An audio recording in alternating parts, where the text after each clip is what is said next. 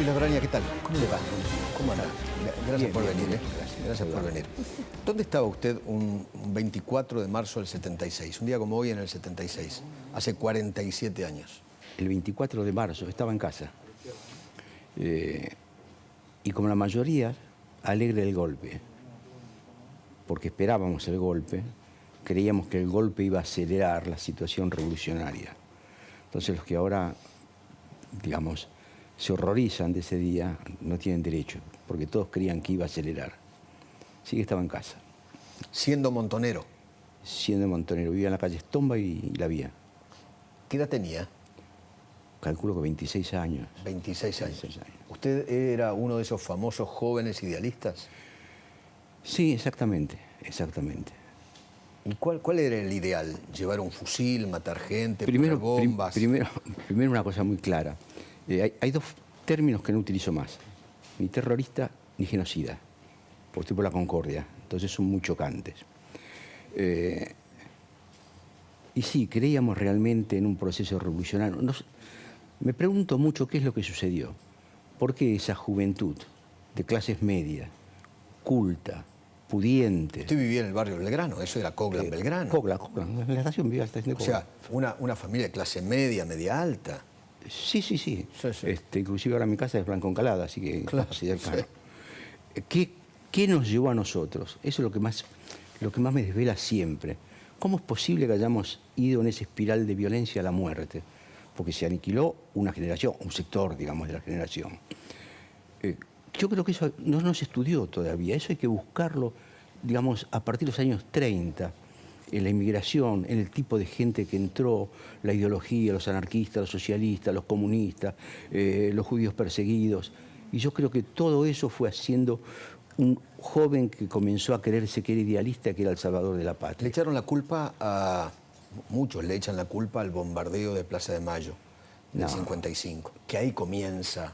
No, lo mío, por ejemplo, comenzó ya en el 64, 65, en un acto de la CGT, y ahí no estaban las fuerzas revolucionarias en acción. Sí, había unos grupos de la resistencia peronista, pero esto comienza más a partir de la Revolución Cubana. ¿A usted lo echó Perón de la plaza, como a tantos otros? Sí. Patada en el traste, sí. Patada en el traste. Sí. ¿Usted era uno de los jóvenes imberbes? Imberbes, psicópatas, que gritamos: Perón traidor, a vos te va a pasar lo mismo que Bandor. Si Evita viviera, Isabel sería copera. ¿Eso cantaban? Sí, eso cantamos. ¿En la plaza? Y ahí es cuando Los echa. Tarjeta roja, claro. Bueno, ustedes habían matado a Rucci. Ustedes no, yo no estaba. No, está en lo de bien. Rucci. Sí, la organización. Sí, lo que pasa es que yo me había ido de la organización. Porque a Rucci lo matan en septiembre, creo, del 73. Y yo me voy de la organización cuando estoy en la cárcel. Salgo ya sin pertenecer a la organización. A tal punto... ¿Usted estuvo detenido? Tres meses. 3 meses. Salí el 25 de mayo. ¿Lo detuvieron? Con ¿Cuándo? Paco Urondo y la cúpula de la zona norte de la FARC. Ok. ¿Cuándo lo detienen? El 14 de febrero. ¿Del 73? Del 73. En Tortuguita, sí. Ok. ¿Y lo liberan por qué? Porque es el 25 de mayo, es la gente que va a rodear la cárcel y libera a los presos. Es la famosa liberación Es la de famosa, presos exactamente. de Rigui. Exactamente. Fue ese momento. Es cuando abrieron las cárceles y salieron todos los delincuentes, incluidos Sí. los terroristas. Usted no lo nombra, yo sí. No, está bien. Yo, soy respetuoso y demócrata. Ahora soy demócrata. en ese momento no lo era. En el momento no lo era. Aunque esta democracia es un invernadero de inútiles e incapaces, pero bueno, en ese momento era en un sembradío de perejiles, ¿no? Pero bueno. ¿Cuánta gente mató? No maté. ¿Llevaba armas? ¿Era de armas tomar? Era de armas tomar. Tuve un tiroteo muy grande, alcancé a tirar algunos tiros con la policía cuando me detuvieron. Me rendí, no me mataron porque no quisieron matarme, realmente no quisieron, me podían haber matado. Me acuerdo que, siempre lo cuento, levanté las manos, bajé del auto, tiré el arma atrás mío y me hice pis. Entonces bajo la mano y me limpio. Y venía el policía con la pistola y me dice: ¿qué haces, pibe? Le digo: me hice pis.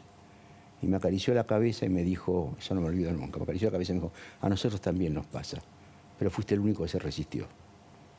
Y me trataron bien. Qué bárbaro.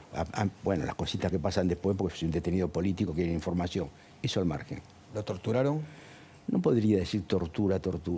¿Le pegaron? Sí. ¿Para sacar la información? Quedé sordo en un oído, pero eso es parte de cualquier guerra, eso es parte de cualquier conflicto. Perdón, ¿usted utiliza la palabra guerra? ¿Fue una guerra? Yo utilizo Porque la guerra. Si yo llego a hablar de guerra, me dicen que soy negacionista y además que estoy a favor de la teoría de los dos demonios. Dos cosas, entonces. La primera, el negacionismo, que nos aplican ahora, desconoce que los documentos nuestros hablamos siempre de una guerra revolucionaria y popular. Siempre hablamos Documentos de montoneros. de Montoneros, de la FAP, de la FARC, de algunos grupos de izquierda, del RP. Siempre se habló de eso. Ahora, si se dan vuelta y lo desconocen, es otro problema. Con respecto a la segunda cosa que dijo usted, la segunda palabra. Negacionista, porque ahora vamos a entrar en la palabra...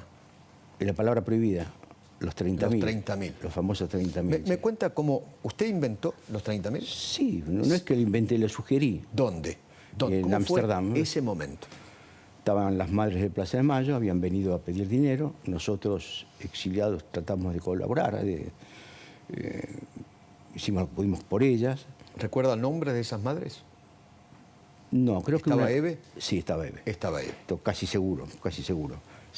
No, porque Eve vino 2 o 3 veces, pero creo que la primera vez estaba. Por la segunda vez, la recuerdo arriba de un puente con unas bolsas de compra y eso.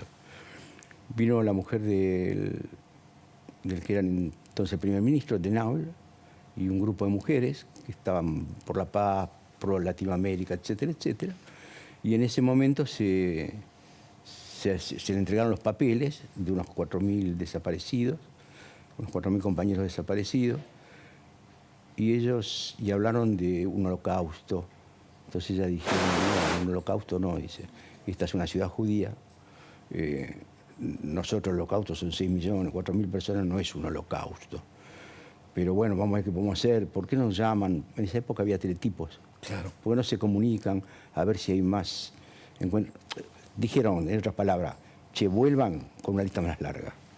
Entonces después se volvió, pero se iba a discutir qué números eran desaparecidos, supuestamente. Se dijeron cualquier número. Y entre esos números, cada uno decía algo, yo dije 30.000. Fue una sugerencia, ¿no? Yo si jugaba a la lotería, cualquier cosa pierdo siempre. Pero ahí salió acertado el 30.000. Bueno, quedé prendido, nunca más hablé del tema. Cuando vuelvo a la Argentina y veo el gran negociado, es cuando me preocupo. Y pasé a decir, no, señores, esperen un poquito. Ahora... O sea, con ese número habilitaba a conseguir un apoyo económico. Claro, ese número, o 80.000, o quizás 23.000 también. Sí, ok. Sí, sí, sí. ¿Y usted qué hacía en Holanda en ese momento? Estudiaba. Estudiaba. Sí, sí. Estudiaba en la universidad en ese momento y después dejé todo, me separé de todo el mundo, me dediqué a lo mío, a terminar la universidad y nada más. Y ahora cuando hablan quedó ese número, 30.000. Quedó. Y el que no dice 30.000 es un negacionista. Es que yo creo que sí, que son 30.000. Lo que sucede, ¿sabe qué pasa? Que hay 80.000 registrados, pues son tan burócratas en la Argentina que hay 22.000 que no los habrán encontrado los Hay papeles. 8.000 registrados. 8.000 y algo más. Ok. Y que son tan burócratas en Argentina, como son los empleados públicos, tienen que haber perdido las carpetas a los otros, y sería importantísimo que las encontraran, que las pusieran arriba de la mesa y que pusieran la foto en el Parque de la Memoria. Así están todos juntos. ¿Se arrepiente de algo o no? No, para nada. ¿De lo que hice? ¿De haber sido un combatiente? No, para nada. En absoluto. Entregué lo mejor de mí, de mi vida, y me equivoqué. Podía haber muerto, podía haber desaparecido. No, para nada. Podría haber sido uno de los 30.000 o de los 8.000, qué sé yo, no sé. Sí, uno de los 30.000 podría haber sido. O de los 8.000, como dice usted. Pero quizás... No, como dice el libro, nunca más, qué sé yo, no sé. Bueno, pero a lo mejor encuentran los papeles y lo publican todo arriba de la mesa. Y yo que digo, a veces, antes de las leyes decía que no había 30.000, voy a pedir perdón. ¿Se atreve a que tengamos una conversación con Arturo Larrabure? Sí, encantado. ¿Lo conoce? Sí. Hijo del coronel argentino del Valle. A que le tengo mucho respeto a Larrabure. Le voy a preguntar a Arturo, ¿qué tal? ¿Cómo le va? ¿Cómo anda? Creo que está muteado, ¿no? Me parece. ¿Qué tal, Arturo? Sí. ¿Cómo anda? Muy bien. ¿Me escuchan bien? Perfectamente bien. Le hago la misma pregunta que le hice recién a Luis. ¿Usted no tiene ningún problema de que charlemos los tres con Luis Labraña, Montonero? No hay ningún problema. Además, hicimos varias reuniones juntos. Nos conocemos, hemos hablado. Es muy respetuoso, Luis. Es una persona de bien porque él dice la verdad. Él ya a esta altura de su vida, y no sé desde cuándo, pero siempre dice la verdad. Entonces es muy creíble. Lo que él cuenta es absolutamente cierto. Y en realidad tendría que ser un ejemplo para muchos que han hecho un negocio con toda la tragedia de los 70 que enluta a mucha gente, a muchísima gente. Por ejemplo, soy muy respetuoso de Luis. Por ejemplo, enlutó a su familia. Su papá era el coronel argentino del Valle Larrabure. ¿Le puede contar a los más jóvenes cómo lo mataron a su padre? Bueno, mi padre, después de estar cautivo, secuestrado durante más de un año, fue asesinado, estrangulado, después de haber perdido 48 kilos de peso, y había sido alcoholizado para que no pueda reaccionar. Fue estrangulado con un cable, con torsión hacia atrás, y bueno, su cadáver, al cual yo pude tener acceso porque quería verlo a mi padre, sinceramente no lo reconocí. No lo reconocí, en ese año había cambiado mucho toda su fisonomía. Ya no era un hombre corpulento, era piel y hueso. Había sufrido las torturas durante tantos días de encierro, y tenía una marca muy profunda, un surco muy profundo en el cuello. La foto muestra cómo murió. Horas antes, él había tomado una costumbre que era rezar y entonar el himno nacional. Sabía que su final estaba cerca, le habían ofrecido trabajar para el ERP, fabricando bombas. Se negó rotundamente y dijo: a ese precio no, prefiero la muerte. Hijo mal parido sería trocar este mísero encierro mientras mi alma se envilece en el fango de estos miserables. A pesar de hablar con esas palabras escritas en su diario de cautiverio, él perdonó a sus asesinos y nos instó a nosotros, sus hijos y su familia, a perdonarlos. Yo, es algo que me costó mucho porque no es fácil perdonar. ¿Qué edad tenía usted cuando lo secuestran a su papá? ¿Cuánto? 15 años. 15 años. 15 años. 15 años. O sea, aquí Labraña tenía 11 años más que usted. 11, Sí. ¿Y cómo recuerda ese 24 de marzo del 76? ¿Qué estaba haciendo? ¿Cómo lo recuerda? ¿Qué le contó su papá de ese día del golpe? No, mi papá ya había muerto. Ya había muerto. Mi papá fue secuestrado el 11 de agosto del 74 ok. y asesinado el 23 de agosto del 75. Eso es bueno que lo recuerde, en plena democracia entonces. Claro, gobernaba Isabel Perón. El ataque a Villa María, la fábrica militar donde lo secuestran, claro, se produce un 11 de agosto y no se produce un 1 de julio porque Perón de alguna manera les agúa la fiesta. En realidad ahí iba a ser el ataque a Villa María. Pospusieron ese ataque, hicieron 2 ataques esa noche a 2 unidades militares, el Regimiento 17 de Infantería, fue el ERP, y a la fábrica militar. Mi padre estaba vestido de civil, estaba de fiesta, a escasos metros de donde vivíamos, no estaba armado, por eso para la justicia es un civil, porque estaba totalmente desarmado. Él, cuando vio el movimiento que había y que había tiros, había muertos, había heridos, directamente dijo, se presentó, yo soy el mayor Larrabure, aquí estoy, y bueno, que lo lleven y que no haya derramamiento de sangre, como había habido el 19 de enero del 74 en el ataque Azul. Ahí gobernaba Perón, cuando asesinaron al primer jefe del regimiento, el coronel Camilo Gay, y a su esposa, en presencia de sus hijos. Claro. Todas estas cosas, Eduardo, hay que contar. Claro. Claro, para los más jóvenes, ¿no? Para que tengan la historia completa, ¿no? Si yo paso el libro de la década del 70, yo no puedo saltear ni el 73, ese 25 de mayo del 73, cuando Luis es liberado.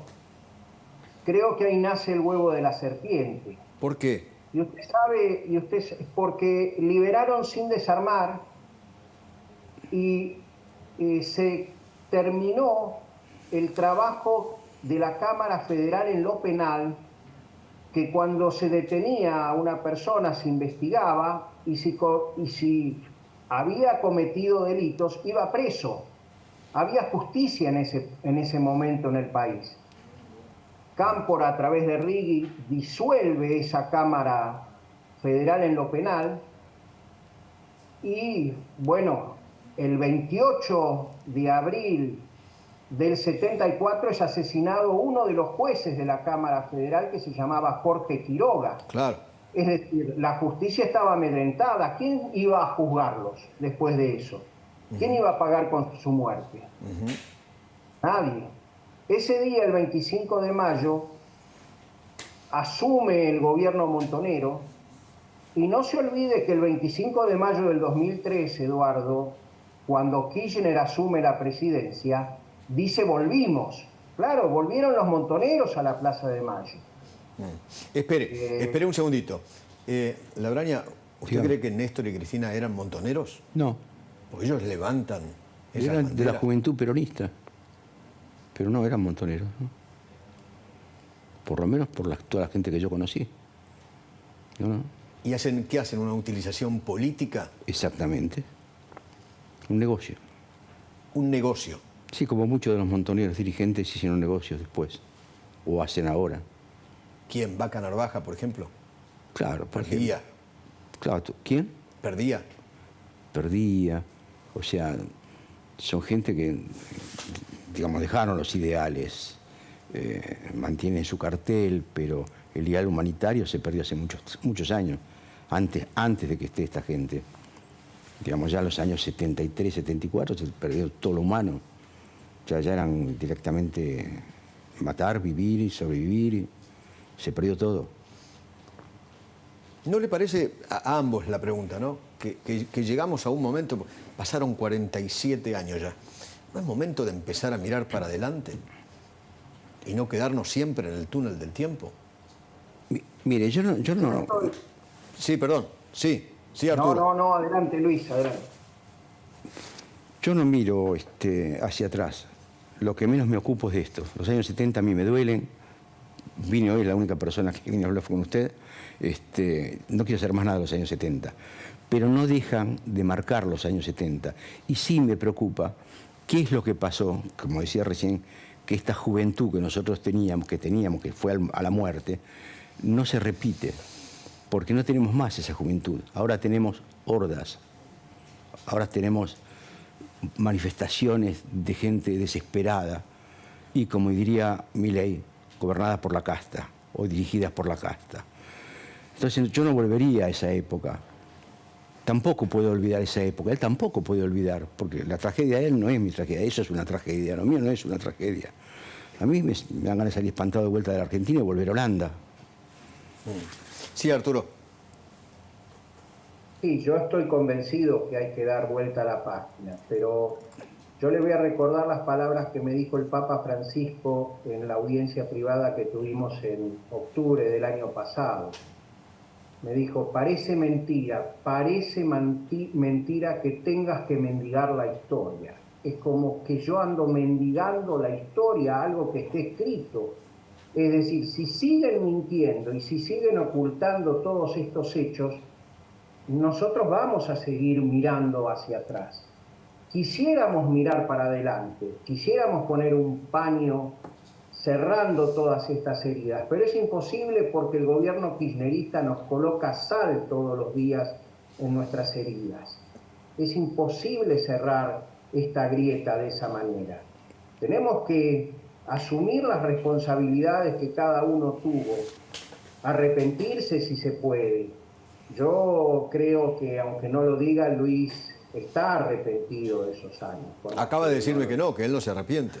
Pero es mentira, Bueno, entendemos lo que estamos hablando. Nos entendemos. Yo, cuando participé, hicimos una reunión promovida por la Iglesia Católica. Vivía en ese entonces un monseñor. Estuvimos hablando con Luis, ahí lo conocí por primera vez, y él me dijo unas palabras que yo recuerdo profundamente. Él estaba realmente conmovido por lo que había pasado en el 70. Y realmente es así, él siente que hay que dar vuelta a la página. Yo también lo siento, pero no veo cómo se la va a dar vuelta a esta página olvidando las 17.380 víctimas del terrorismo. Es imposible. Es decir, no pueden quedar afuera de la historia 17.380 víctimas. Y estas sí están documentadas. Acá no se trata de un número falso ni mentiroso. Acá no se trata de ocultar la verdad. Acá se ha hecho un trabajo minucioso de 5 años de investigación, extraordinario, hecho por el doctor Carlos Manfroni y por la doctora Victoria Villarruel, con nombre y apellido, edad que tenía la gente, quiénes lo asesinaron, quiénes lo mataron, quiénes atentaron, quiénes lo secuestraron, quiénes lo hirieron, y con fecha. Entonces ahí tenemos un listado. Fíjese este libro, seguramente usted, Eduardo, lo ha hablado de este libro de el Tata Joffre. Ah, no, ese es el de Carlos. No. Carlos y Victoria. Y de Villarruel. Victoria. Y de Villarruel, Sí. la diputada Villarruel. Sí, está haciendo un trabajo inconmensurable como diputada de la Nación. Sí, sí. Pero bueno, parece ser que nosotros somos los negacionistas, negamos la historia. Pero ¿qué negamos si yo estoy contando lo que viví teniendo 15 años, teniendo que ayudar a mi madre a sobrevivir, a mi hermana? Yo me transformé en el hombre de la familia con 15 años. Arturo, le agradezco infinitamente haberme atendido, ¿eh? Gracias. No, por favor, el agradecido soy yo. Un abrazo, Luis. Un abrazo para vos también. Gracias. Qué fuerte, ¿no? El arrepentimiento no está en las palabras, está en los hechos. Entonces, cuando a mí me dicen, ¿te arrepentiste? No, no me arrepentiste, digo. Porque me parece una provocación. No está en los hechos, cómo uno actúa. Él por eso nos conocemos y por eso sabemos lo que estamos hablando. Estaba leyendo un libro que se llama Argentina no me olvides, que salió ahora de Sotovía. Y están, digamos, la gente que sufrió los problemas, digamos, nuestro accionar, las víctimas. Y lo que recogió esta gente también es importante. Bueno, no sé cómo vamos a revertir todo esto, pero... Qué época, ¿eh? Baño de sangre en la República Argentina, qué bárbaro, ¿eh? Y lo que nos de los dos lugares, lo que nos espera. ¿Por qué? Hay 50% de pobreza. Yo estoy viviendo ahora en el barrio Recoleta y la gente duerme en la calle. Eso no se vio nunca. Come de los tachos de basura, eso no se vio nunca. ¿Y este es el gobierno popular? ¿Este es el gobierno pseudo-socialista? Sí, vienen tiempos feos. Le agradezco haber venido. No, por favor. Gracias, Luis. No, faltaba Gracias más. por la diferencia. Bueno, muy bien, Willy, nos metemos en la economía. Sí, vamos a ver.